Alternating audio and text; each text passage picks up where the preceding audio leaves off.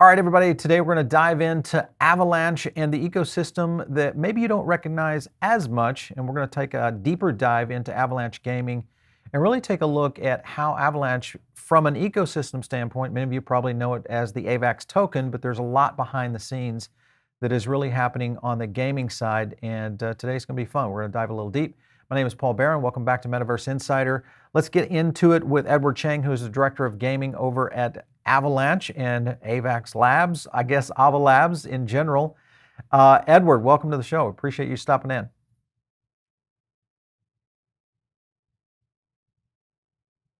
Thanks, Paul. Pleasure to be here. Happy to talk about Avalanche and all the gaming things we're working on. Cool. Now, your background is kind of interesting. Obviously, you came over from EA.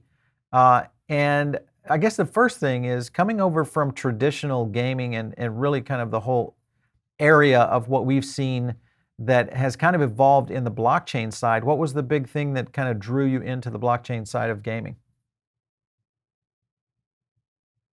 Yeah, it's a great question. I think I personally had been diving much deeper into the blockchain space myself, exploring things like DeFi, which took me into NFTs and then gaming. And then I stumbled across some of the early games in Web3, the Axie Infinities, and just seeing Right. the investment pouring in, the passionate players who are making a living playing that, and then really starting to see what the vision of that could unfold like. So, I'd like to say that we're barely in the first inning of Web3 gaming right now, Yeah. because there's so many, new technologies and new innovations that are coming out. But at the core of it, not only being able to actually own the items in game that you can then transact with, but also just this implication of play to earn or play and earn, where I'm ashamed to admit how many hours I've spent and dollars I've spent in some of the more traditional Web2 games. If I could actually get incentivized to play that and get some upside there, I think it represents a whole new economic opportunity for billions of gamers worldwide.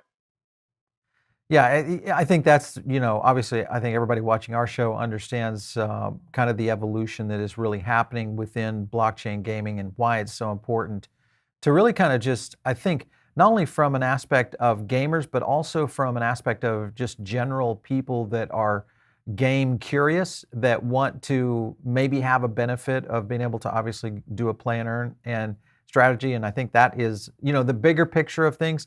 But when you get into the design of how game systems are set up, how blockchains are utilized within the game architectures, a lot of this comes into things like EVM compatibility, the ability to bridge over to traditional, networks like Ethereum, et cetera. And also the interoperability. And this is something I've had a conversation on the show many times around this topic. What makes Avalanche such a perfect match for both EVM and interoperability for the gaming ecosystems? Yeah. So the first off is that we are EVM compatible. So, when you're out there hiring dev teams and the majority of the talent probably understands a language like Solidity. And if you've deployed Right. on Ethereum or another EVM compatible chain, you can essentially copy and paste the code onto Avalanche and get spun up really quickly. Yeah. We also play really nice with other EVM chains, and one of the first pieces of technology that the team built out was the bridge that allows you to bridge assets between the Ethereum network and Avalanche. Before I even joined, I had played around with it, and it was one of the most kind of seamless, insightful experiences that I had. And I see that with the community a lot, where the light bulb clicks, and it's like, wow, like it's so easy to bridge my assets over. I don't need to worry about things like congestion on the chain or spiking gas fees. And so we call it like red pilling, if you will, and that once you've gotten your first taste of transacting on the Avalanche network, it's really hard to go Right. elsewhere. Yeah, I was looking at DeFi Llama and total value locked on. This is across all the chains, obviously Ethereum, Terra, Binance, and then there's Avalanche, which has been a very big stalwart in terms of just overall TVL. And I think that just kind of goes to lean in on the point that you're making, is that you see a lot of adoption and a lot of pickup around not only use cases, but also the developer architecture and core of developers that are starting to kind of move on the Avalanche ecosystem. Let's talk about overall, when you look at the lineup, is there anything exciting to you right now that, I'm sure there's a ton, but anything that really percolates to the top that you could say and call out as maybe the shining star of the Avalanche gaming ecosystem? Yeah, I think I would be remiss if I didn't talk about one of our favorite games, which is a game called Crabada. Um, Crabada is an idle game right now. It's a casual game where you need to own, three different crab NFTs. You can buy them from the marketplace, you can mate them, and you can put together different strategies. It's kind of taken our community by storm in one of our, first projects, first gaming projects, if you will. They're so successful, in fact, that they're effectively taking up 15 to 20% of the gas usage at any given moment on our chain. And it's also been great because they've kind of taken the original design of a game like Axie Infinity, and then they've improved on it with different tokenomics, and the team just ships and is really passionate about not only the community but building a really fun game. So we're really excited for them to move to a subnet, which they've announced, and they've got a really exciting roadmap that the community is not only excited for, but it's starting to draw in other folks from outside of Avalanche, people like well-known guilds who are looking, or technology providers, or even other whales who have played other games that are exploring the opportunity that Crabada can provide. Yeah, I was looking at the tweet over from Swimmer Network, test now live, obviously, and on Crabada's idle. So I think this is okay. So you see great potential here, and this is something that we've seen on other. I won't name names, but we've seen other particular blockchains that have had scenarios with congestion. We've seen issues with, just in general, the gameplay itself not being able to get full capability levels. Do you see any kind of issues like that facing Avalanche with the potential of new games rolling out on the system? Yeah, as you can imagine, all it takes is one really popular game with a million Right. plus concurrent users, and it can clog up a chain. And so, what we've introduced is this feature called Subnets. That Swimmer network that you've just shown is basically Yep. launched on. So, what Subnets effectively allow you to do is to build your own private blockchain on top of the Avalanche network. So, your traffic and everything is kind of obfuscated away from the main network, and that has two great impacts. One is on the main C chain, which is our bridge to the rest of the EVM world. You don't necessarily get clogged up by maybe more resource intensive dApps, and also your own dApp. You can set a lot of custom rules. So you can do things like designate your own validators, and you can set custom rules around who can access. What a lot of our game providers and publishers are really excited about is our custom gas token. So traditionally, when you're transacting on the Avalanche network, you need to use the AVAX token as your gas token of record. What you're able to do with subnets is you can actually designate a custom gas token. So, you could have a Paul token, for example, that everyone on the network has to use that token for gas. You can set rules around that. You can burn, X amount of that token. You can also use them as a reward to certain validators on your network. So there's this kind of flywheel effect that really just builds this healthy gaming ecosystem that contributes to the value of the token and governance token and things like that. So Crabada launched their Swimmer network that they plan on hopefully publishing other games as well on. And everybody internally at Ava Labs has tested it. It's just remarked on how fast and how well put together it is. And this Crabada testnet subnet is just one of many that are coming down the pipe.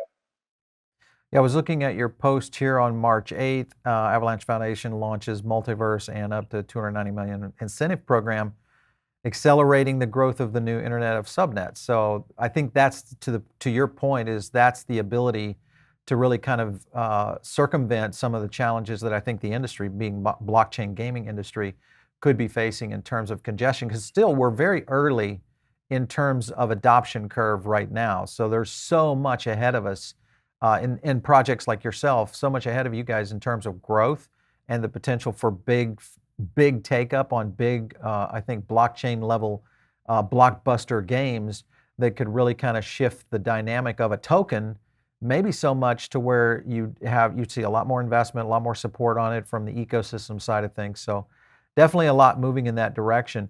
I want to go into not only the Launchpad, Avalanche, but also get into a little bit about Colony Lab, just to explain to our viewers what you guys are trying to do with Avalanche. Can you kind of walk us through that?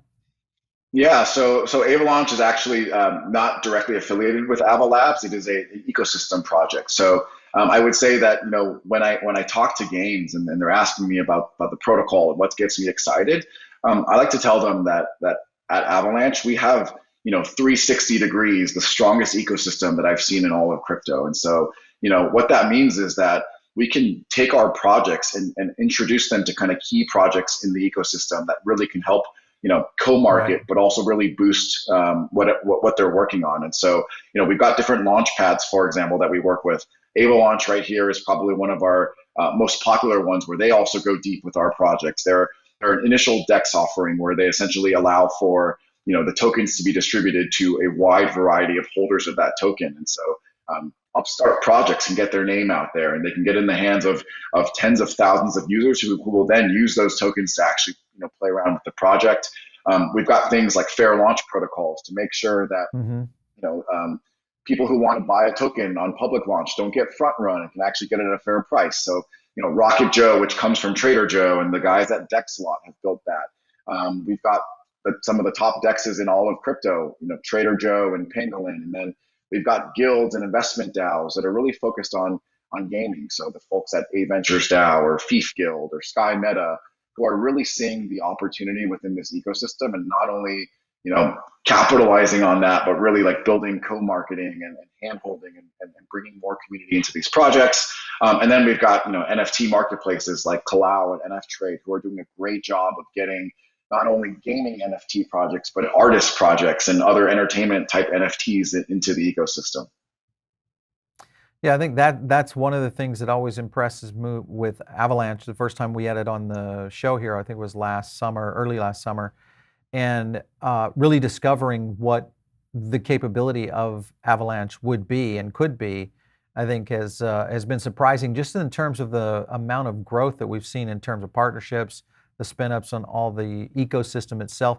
What are some of the things, obviously, other than the easy conversion, also kind of that thing that I've talked to John about this a couple times. John Wu, the CEO of Ava Labs, he mentions this whole conversion between Web 2 a lot of developers that need kind of this soft landing in Web 3, and that AVAX essentially kind of provides that. Is that one of the key draw points of what you guys see as a potential revolution of technology provider, meaning developers, et cetera, kind of jumping into this ecosystem?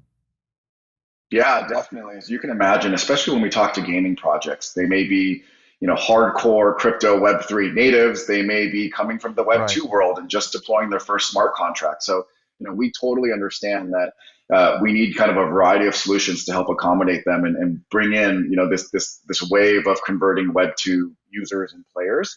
I think that comes from two pieces. Right, one is the tech side. That just means really easy to understand and deploy developer documents and templates.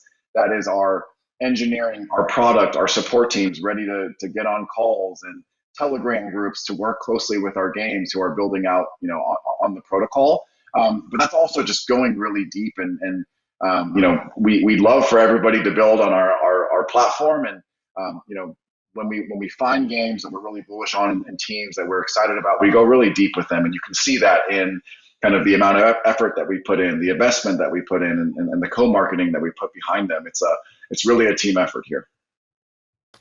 I'm gonna do a rundown on some of the games that you guys are involved in. Obviously, Crabada, which we've talked a little bit about. Some things that was kind of interesting to me is moving to a battle mode in this, which is kind of an Axie-esque. This is supposed to be at the end of the month, so that's a big, I think, thing. Consistency on the marketplace itself in terms of transaction volume. I think in comparison, say like an Axie, I think that's going to be a big factor here. Do you think Crabada has the chance to, I guess, is it in its infancy, much like Axie was, say, a year ago from right now? Do you think that's the kind of thing that Crabada is in a place? Because I feel like graphic-wise, it's not a bad, it's a pretty good-looking blockchain game. What are your thoughts on its ability to kind of grow? Yeah, I think we're so early in the potential of Crabada. The reason for that is, as you mentioned, Right now it's just a kind of a casual idle game. You kind of Right. set your crabs and you go mine or you go loot, but you don't actually do much once you actually deploy them. Battle mode will be the next iteration of that, where you're Hmm. actually, there's strategy and there's a meta game there, and then you're actually playing, and there's going to be features that allow for things like guilds and scholars to come in, which really prompted like the massive explosion of a game like Axie Infinity. I think Right. the team has also really thought about the tokenomics from the ground up, in the sense of how they're deploying both their governance token and their inflationary token. And we believe that it allows for a much kind of long-term healthy growth of the ecosystem and the token economy. And then kind of the sleeping giant here for them is really the swimmer network. Imagine, being able to be a publisher of other games, and then maybe some of the economics that go alongside that. So, we're Yeah. really bullish on them. We're obviously partnering alongside closely with them as they launch their subnet and more. So, very exciting times. Yeah. DeFi Kingdoms, one of the most popular Web3 games out there, they're bridging to Avalanche. So do you find more potential games that could be looking at this ecosystem and say, hey, wait a minute, this is pretty attractive. We've got a top 10 token here. We've got a lot of awareness around it, and we've got an easy on-ramp to EVM compatibility and just the ability to kind of cross-chain cohabitate. What are your thoughts on more projects like DeFi Kingdoms coming over to the Avalanche chain?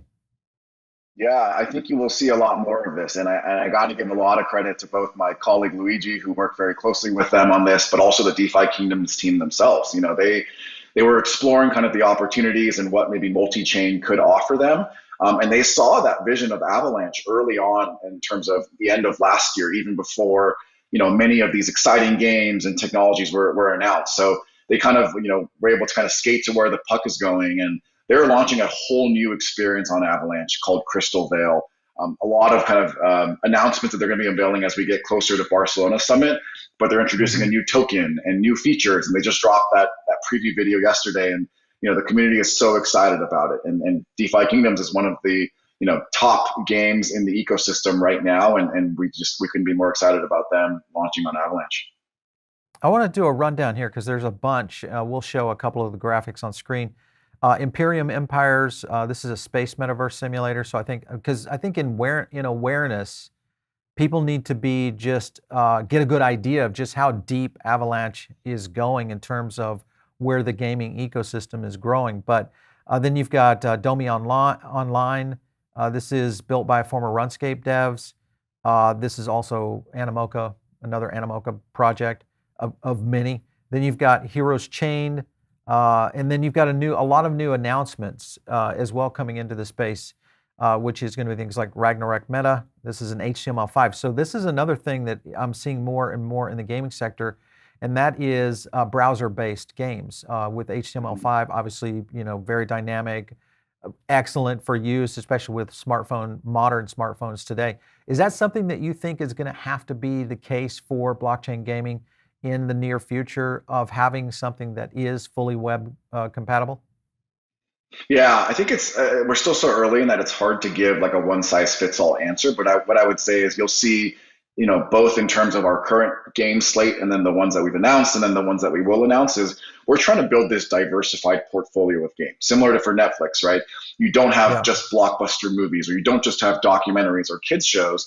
You have something of everything. So no matter who you are, what your preferences are, there's something for you to play once you come to our ecosystem. And we're starting to kind of build out that full portfolio. To answer your question, I do think it is a very interesting opportunity for a lot of our games to build natively into web. The reason for that is, yeah, as Steam's come out and they've said so far that they aren't allowing blockchain games on their platform. That yeah, cuts off a very kind of key distribution point for some games. Epic Game Store has said that they're fine or allowing that. Still TBD on the mobile app stores. So when you do build, you want to build somewhere where potentially that you don't have risk of getting shut down or that pipeline being blocked off. And so, for certain right, games like a Ragnarok, where it's very kind of social MMORPG focused, and with the PvP and the PvE and the side quests and this whole kind of roadmap of NFTs and lands and things like that, it makes a lot of sense there, but it's still, not easy. So a lot of props to their engineering team there, where they've made, a lot of kind of scaling improvements in both the graphics and ability to, have up to 20,000 people, for example, in one map. So being able to like build all the plumbing out is not easy. But if you can figure it out and your game works in that web environment, then there's a lot of opportunity to be able to make it as seamless as possible for someone to play your game. Yeah, I think a lot of this will play into obviously the fast GPUs on the phones themselves, the ability to get bandwidth that can kind of handle it. But at the same time, I've been talking to developers here on this show a lot, and they're all kind of really zeroing in on this whole aspect of web development for the use of blockchain gaming. And I think you're right. This is going to be interesting though, because you could see a rise here of a whole new crop of really compelling blockchain games that become something that would essentially kind of leapfrog over the Steams of the world, the app stores of the world. Do you see that as a potential problem for even, traditional games that have the console requirements, downloadability of the games, all the heavy architecture that you require today to just run, something on an Xbox versus somebody just flipping up a website and boom, you're into the middle of a game that's very fun and you can make money. What are your thoughts? Yeah, I think there's probably two pieces here. One of them is your traditional like distribution channels in the App Store, or the console stores, or Steam or Epic Game Store. I personally believe, and it sounds like you do as well, that Web3 gaming is inevitable in the sense that it's going to be a meaningful part of the gaming ecosystem.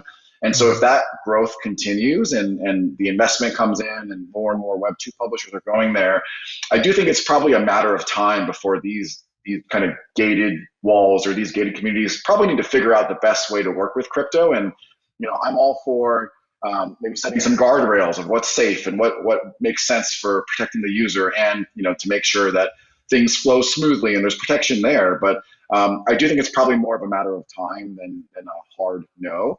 And then the other piece is the tech side, and I think similar to like when the first iPhone came out, for example, no one really knew you would build like Snapchat and AR filters, or be able to call a car to your door on demand and designate or order food or things like that. That's probably similar to the technology we have today and what blockchain gaming and just gaming developers are going to come up with in terms of innovation and use cases for things like the browser or GPU processing power and things like that. Yeah. Okay, so I think you're right. I think the whole point, eventually you'll see some adoption from both sides. The question I would always had is, what does that uptake look like? Do you see eventually down the road? Because that I think still at a certain point, and there may be kind of a happy medium of where the traditional outlets for game distribution kind of realize and come to their senses and say, okay, this is a real industry and we're not going to stop this. And in fact, we're probably going to see market share growth in places that we had never anticipated before just because of the ease of use. Yeah. So I think a lot of that is kind of really zooming in on the potential for growth there in the future. I want to talk to you about this blog post right here that you guys had, AAA first-person shooter. This is Shrapnel, unveils its plan to build on the Avalanche blockchain. So this is a big news for you guys in terms of just the fact that you've got now more and more AAA game studios looking at the potential to go on to the Avalanche chain. What do you think is drawing that in, and do you think this can be replicated? Yeah, we are so excited about kind of the Shrapnel team making the decision to build an Avalanche. So they are kind of a creative studio that was spun out of HBO Interactive. They've got team members with decades of experience in AAA game development. So that's, they've worked on things like Halo and Star Wars and Madden. And so, since we talked to them for the first time, they're just kind of reimagining a traditional Web2 first-person genre from the ground up, made for blockchain. So, you've got developers who are maybe looking at just throwing some NFTs on the chain or maybe integrating some token. We really believe that these kind of full-scale core experiences do require a lot of thought and care put behind everything from how you're dropping NFTs to how you're building out the economy to the actual gameplay function. So this does kind of signal this trend moving towards more core, fun to play game experiences. and is a first person shooter that we can't wait to play. The other side of the coin, though, going back to the Netflix analogy, is that high definition blockbuster movies do take a lot longer to build out. So, the Shrapnel team probably isn't going to be launching a game or a playable game in the near future, but they have a full kind of content marketing and plan and showing previews to the community to get them excited and pumped. Yeah, I was looking at I like that. Anytime I can see one of those kind of commitments from a AAA studio to kind of go in this direction, kind of like Jam City has done with Champions Ascension and what they're trying to do, kind of that bridge of really starting to go in a direction that kind of moves into, because I think it shows a little bit of respect toward what's happening in blockchain, but also I think from a strategic standpoint, they're kind of hedging their bets a little bit to kind of wait and see how this really flows out. Will we see the massive user adoption, all that really kind of taking place? I was looking at the list of, this is on DApp Radar. This is the Avalanche ecosystem, top games.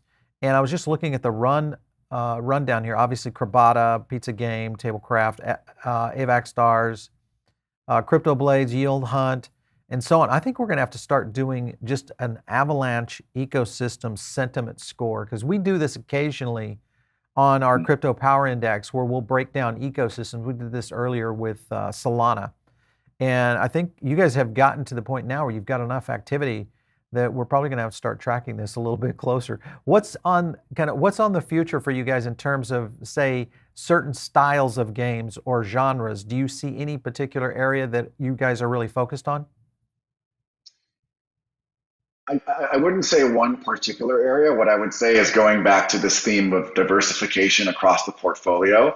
You'll probably start to see, maybe where there are gaps in that portfolio of traditional genres, and then also just looking to reach what type of audience you're trying to reach. So you talked a little bit about, is there a world where a distribution channel pops up from the crypto world? Definitely so, but I do think that's going to be predicated by the first 20, 50, 100 million MAU crypto game, because you look at League of Right. Legends, 100 million MAUs. The Epic Games Yep. Store was built kind of on top of Fortnite, which hit 80 million MAUs. So you need to kind of get to that velocity. And so you're going to find us making bets and supporting a lot of game teams and developers who are, looking at the big picture there. And that doesn't necessarily mean it needs to be a first person shooter with $100 million budget.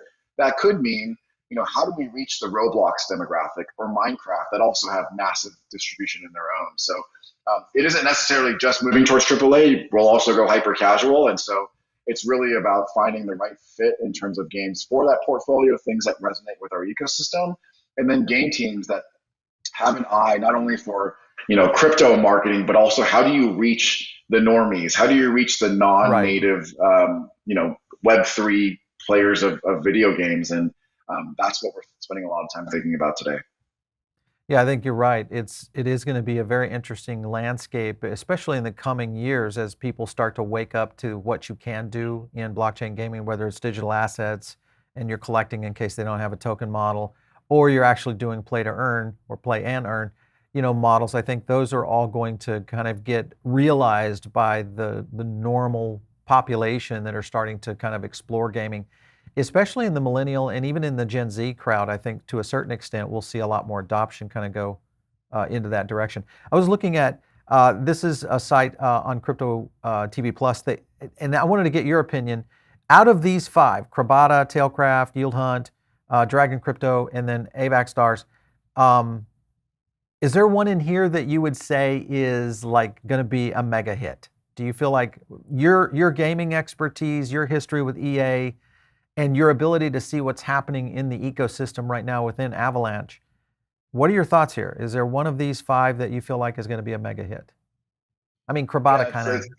Yeah, you're putting me on the spot here, in that it's hard to play favorites. It's like picking your favorite child. Exactly. But I'm excited about all of them. But I think going back to what we talked about earlier, I think Crabada's got probably a really strong chance of being a breakout hit in crypto and gaming in general, just because of the size of the prize of what they're looking to tackle. Right, they've got this casual game, they've got this They got the battle mode game coming out. There are kind of comps to that evaluations, but they're also thinking about owning the platform and being a publisher. And so when you Mhm. look at even the traditional game publisher model, video game publishers that do have a subscription service or that platform tend to have a lot more value in what they can do Yeah. in terms of like cross games and advertising and other sources of revenue. So Crabada I think is thinking ahead of the curve here in terms of the roadmap and what else they're going to be building around the core game. Are you guys currently tracking the overall player density within the ecosystem? Have you gone to that level yet of really trying to identify how many players are on each game, each upstart game, a lot of these different projects that are kind of running in unison at the same time? Any insights to that? Yeah, I think we're not only early in crypto gaming, but maybe what some of these analytics and instrumentation that we have at our disposal. We do track Yeah, these things in terms of, for example, number of wallets holding a certain token, which tends to right. potentially be a barometer of that the health of the game itself, but it isn't the same thing typically as monthly active users. We are in active discussions and implementation to get smarter about building out our own dashboard, for example, and being able to track trends and share with folks like you. So those are in the works, and we're excited to be able to hopefully announce them soon. Do you feel like Avalanche is going to be able to handle, I mean, with this kind of ecosystem building into the overall infrastructure of the Avalanche chain, do you feel like you're going to be able to handle the kind of onboarding, the crush onto the chain itself in the upcoming, say, year as we see more and more adoption occur? Obviously, crashing Avalanche, the blockchain, those kind of things. Crabada has we've seen congestion issues with that. What are your thoughts on being able to, I guess, Avalanche in general, of being able to handle that flexibility? What are you guys doing to be ready for that big move? Yeah. So I think I can probably say that over the past few months we've seen congestion and maybe gas fees higher than normal, but we've never Hmm. actually gone down as a chain. So I think that's been a good early test. Although with the influx of players and usage that we're going to see, I think we're going to take us to kind of new levels of testing. So I believe Yeah. very strongly in the product engineering team we have. They're continually making improvements to the C chain, which is our kind of our main chain right now and the one that bridges across. So we'll continue to see improvements there in scalability. But the key differentiator here is going to be subnets. So imagine just Yeah. with Crabada launching their own subnet, 15 to 20% of the strain on that chain is going to go to a subnet. It's going to run really smoothly. Just the early tests that we've seen are wicked fast there. I think you'll see most of these larger game opportunities or publishers, they're looking not only in the 3 or 6 month period, but they're looking at 2 years from now when they hit, some of those user numbers and user growth and transactions that they're anticipating. They're getting started now on subnets. So Yeah. that's one reason why we have that large multiverse incentive program is because we want to prove and show people that this is the place to be building games, and not only games, but any DApp with significant usage. And I think Defi Kingdoms, for example, announcing that and announcing that they've been building it for the past few months. That is a very bullish sign, I think. Yeah, and it's good validation, I think, to what you guys are trying to do. So it definitely kind of shows the rest of the gaming community that are thinking about these things in terms of scalability. Just the Crabada's move on the subnet, I think that those are the kind of steps that eventually start to make these blockchains that become somewhat legendary, because of what they've been able to do. And I think we'll probably see that in Web3 with a handful of projects. Maybe Avalanche is going to be one of those. Last question for you, Ed. When you look at the two categories here, NFTs, metaverse, everybody wants to know what are some of the big projects that are coming or that are on currently within the ecosystem of Avalanche and others out there. What are you guys seeing in the NFT space that you're excited about, and also just the metaverse side of things for Avalanche? Yeah, I would say on the NFT side, I've been really encouraged personally by seeing not only the growth of gaming NFTs and transaction volume there, but just this influx of really up and coming and exciting artists who are seeing Avalanche. They love that it's green. They see the transaction fees are low, and just believe in that and get the love from the ecosystem. And we're seeing a lot of really cool drops on some of our marketplaces. You will continue Yeah. to see a lot of investment from our side on what we call culture. So imagine entertainment, music, Hmm. influencers. You'll start to see a big push there in the same way that we're pushing towards gaming. I think on the metaverse side, I almost call it the M word because it could mean so many different things. And so, Yeah. you know, some of the large metaverse projects out there that have high valuations don't necessarily have a lot of users. In fact, some of our games may have more active users than some of those metaverse platforms. So, what we're still going to be focused on is we're totally open to people building kind of VR worlds or digital worlds, and we're in discussions with a lot of those. But really, I think the best thing we can do for the metaverse and for gaming and for the ecosystem is to continue to help grow projects that we have currently, like Crabada and Defi Kingdoms, and the ones that are coming out, like Ascenders and Ragnarok, because they can effectively build their metaverse of their own off the backs of a lot of traction and a strong Right. player base. You look at Yeah. Fortnite. Fortnite is almost considered, it's basically considered a metaverse now, but it started out as a builder battle game, right? And they started adding on things and doing concerts. So I think you kind of got to walk before you run here, and we're in a hard jog right now. I like it, in a hard jog. All right, Ed Chang over here from Ava Labs. Great to have you on. I can't wait to see more of what you guys are doing around this gaming sector because I think the ecosystem is going to continue to explode for Avalanche. And I'm not so sure that everybody completely understands what's really happening behind the scenes. So we definitely want to keep a tether on to AVAX and get you back on the show to kind of keep us up to date. Thanks for having me, Paul. It was a blast. Excellent. All right. Okay, you guys are listening in over on the podcast right now. Give us some love over there on Spotify or iTunes. But of course, the best place to really find Metaverse Insider is right here on the channel, and that is Paul Barron Network. You'll find this show along with TechPath Crypto, which where we break down a lot of the more traditional blockchain tech and a lot about what's happening in many of the top 100 tokens. And of course, right here on this show, we'll cover everything from NFTs, gaming innovation. We get a lot of game projects that are on the show itself, and then obviously the big one being Metaverse. If you have an idea for the show, drop it in the comments below. If you want to reach me, it's out on Twitter at Paul Barron. We'll catch you next time right here on Metaverse Insider.